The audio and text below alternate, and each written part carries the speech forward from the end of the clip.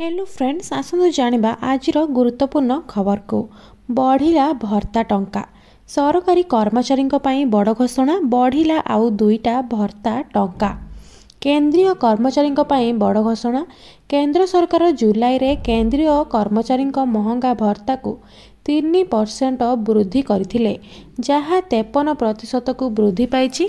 वर्तमान सरकार आउ दुईटी भत्ता वृद्धि करिसेंती। वर्तमान एहार प्रभाव सीधासलख कर्मचारी दरमा उपरे पड़िबो।